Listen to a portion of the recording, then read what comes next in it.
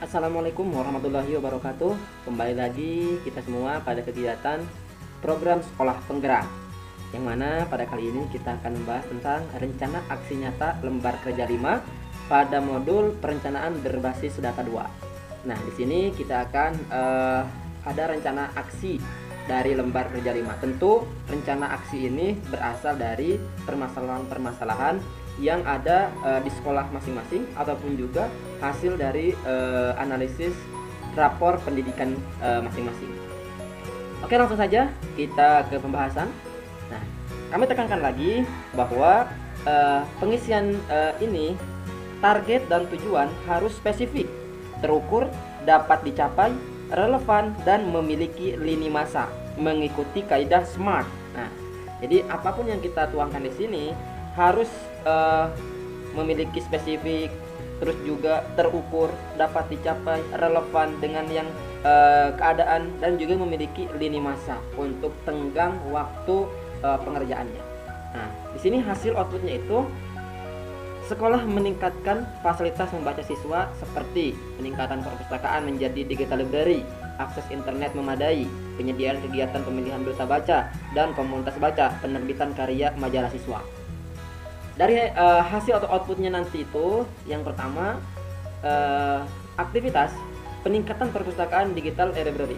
Jadi dalam perpustakaan akan ditingkatkan menjadi digital library. Terus ada juga seleksi duta baca dan komunitas baca.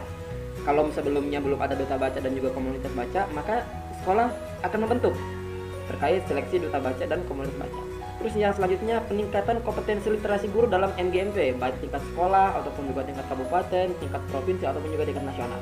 Jadi guru pun juga harus memiliki kompetensi literasi, yang mana ketika siswa nanti membacakan hasil literasinya, kalau ada yang kekeliruan bisa diluruskan dengan literasi guru yang sudah membaca duluan. Kalau pada zaman dulu guru itu semalamnya sudah membaca buku, siswanya belum, sehingga apa yang akan dipelajari itu sudah benar-benar paham gitu. Guru sudah punya duluan karena berbeda satu malam. Kalau dengan murid, kalau guru malamnya sudah baca, kalau murid belum. Nah, seperti itu. Lanjut saja. Yang selanjutnya peningkatan keterampilan pembuatan konten literasi yang menarik melalui media sosial. Yang mana ini tujuannya agar konten-konten media sosial siswa itu bisa berisi tentang aktivitas pendidikan ataupun juga materi-materi pendidikan yang bisa meningkatkan kemampuan literasinya. Dan yang selanjutnya meningkatkan supervisi akademis. Tentu ini semua perlu dimonitoring, perlu dievaluasi secara berkala dan berkelanjutan biar budaya literasi, kemampuan literasi siswa ini bisa terlihat gimana naik turunnya kalau selalu disupervisi akademis. Untuk PIS-nya di sini yang pertama peningkatan perpustakaan digital library itu bisa wakil kepala sekolah sarana prasarana karena ini berkaitan dengan sarana prasarana sekolah.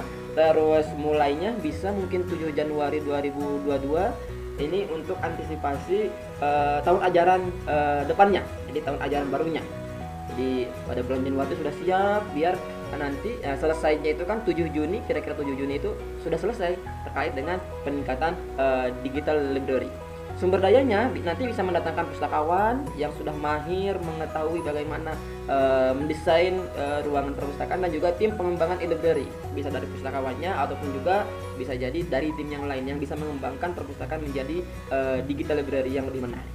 Terus untuk seleksi duta baca dan komunitas baca, ini untuk bagian nya itu bisa diwadahi oleh wakil kepala sekolah bagian kesiswaan dan juga siswa. Tentu kesiswaan di sini yang dekat dengan siswa, jadi bisa berkolaborasi dengan guru BK ataupun juga dengan wali kelasnya sehingga bisa membentuk nanti seleksi terkait dengan seleksi duta baca dan juga komunitas baca. Ini bisa dilakukan 5 Februari 2022 dan selesainya 6 Februari 2022 karena ini memang seleksi duta baca jadi tenggat waktunya juga sedikit. Nah, sumber dayanya yaitu kegiatan pemilihan duta baca, bisa tidak perlu mendatangkan narasumber, mungkin juga bisa langsung dengan wakil kepala sekolah ataupun juga pihak terkait yang mungkin masih ada di sekolah, bisa guru BK, bisa wali kelas, seperti itu. Terus peningkatan kompetensi literasi guru dalam NGMP. Nah, ini memang setiap guru harus memiliki literasi baca. Terus mulainya 14 Januari 2022, terus selesainya 7 Juni. Karena ini namanya juga peningkatan literasi guru, ini perlu berkelanjutan, tidak hanya sekali dua kali, tapi harus terus dilakukan, harus terus dilakukan. Karena ini nanti tujuannya untuk penerapan di tahun ajaran barunya, Jadi sebelum tahun ajaran baru dimulai, pada semester 2-nya itu kita siapkan terkait peningkatan literasi siswa.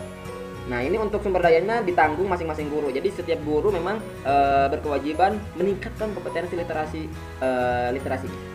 Terus yang selanjutnya, peningkatan keterampilan pembuatan konten literasi yang menarik melalui media sosial. Ini juga tetap setiap guru, ini juga sama rentang waktunya 5 Januari 2022 sampai 7 Juni 2022, karena ini juga untuk melatih pembuatan konten ini perlu keterampilan yang terus-menerus dilakukan, maka rentang waktunya juga agak lama. Contohnya tadi, selain guru bisa belajar sendiri, bisa mendatangkan ahli media dan penggiat media sosial yang memang sudah berkecimpung setiap harinya pada media sosial dan bisa mendesain media sosial itu menjadi lebih menarik, terutamanya yang berkaitan dengan peningkatan budaya literasi siswa. Terus yang selanjutnya, yang terakhir, meningkatkan supervisi akademis. Ini bagiannya kepala sekolah tentunya untuk memonitoring, mengevaluasi dari kegiatan-kegiatan yang sudah dilakukan. Terus selanjutnya, ini bisa dimulai dari 5 Maret, mungkin karena kalau misalkan dimulai dari Januari sudah disosialisasikan kepada masing-masing guru, ketika pertengahan semester ataupun juga akhir semester itu dilakukan supervisi akademis. Tentu ini juga harus secara berkala, harus secara terus-menerus dilakukan. Untuk sumber dayanya memang di sini tidak ada biaya, namun mungkin nanti kepala sekolah bisa bekerja sama dengan wakil-wakil yang lainnya agar peningkatan supervisi akademis ini terus berjalan dan terus termonitoring dengan baik, terus terdokumentasi dengan baik. Ada kesinambungan antara kompetensi literasi guru dan juga kompetensi literasi murid. Jadi bisa jadi permasalahan itu berawal dari murid dan juga berawal dari guru. Kalau misalkan kita komparasikan antara guru dan murid, ditingkatkan literasi bacanya, bisa berimbas kepada menghasilkan kemampuan literasi murid yang sesuai dengan harapan, yang melebihi target minimal yang diharapkan.